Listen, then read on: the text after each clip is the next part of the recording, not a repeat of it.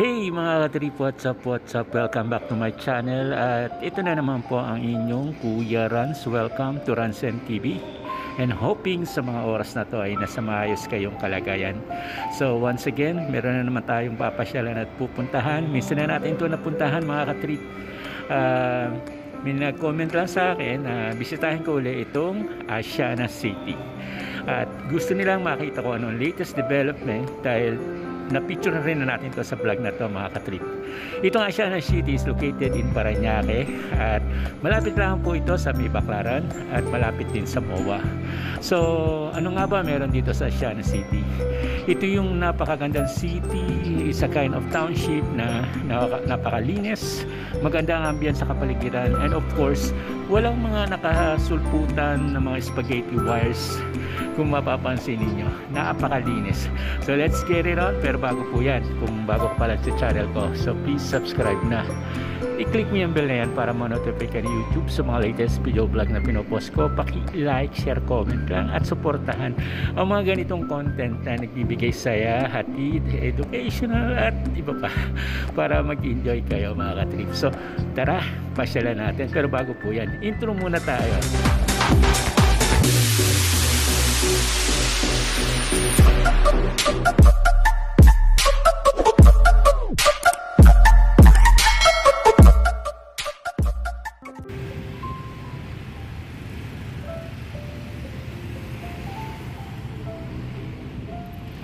So mga katrip, narito tayo sa Asiana. Napapansin niyo walang mga salasalabit na kuryente.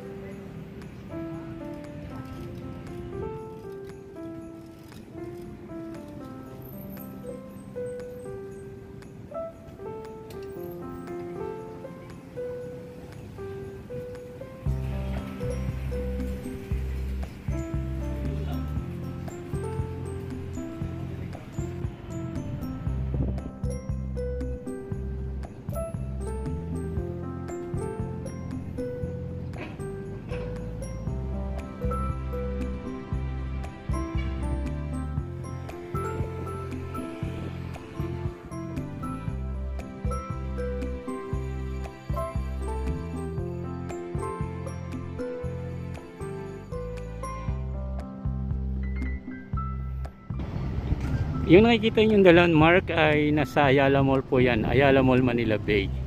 So sa bahagi ito, tanaw natin ang Parkal. Maya maya puntahan natin yung Parkal Mall na yan. So narito po tayo sa Asiana City. At ito namang nakikita yung Dream Place, City of Dreams mga katrip. So ito yung mga building, offices at mga condominium dito sa Asiana.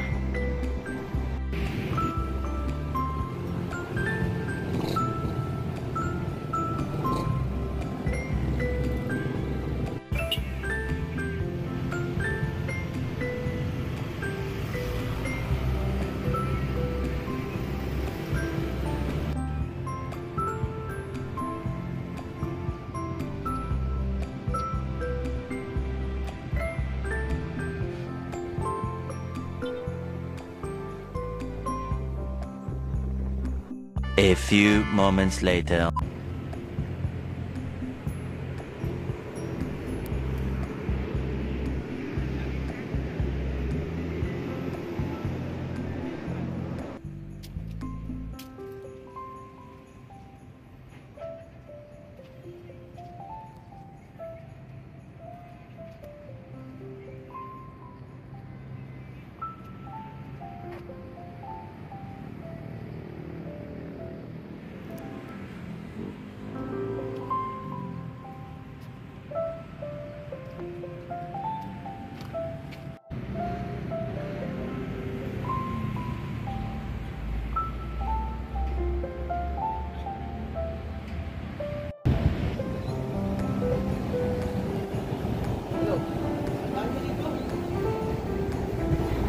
So napapansin niyo walang salasalabat na kuryente.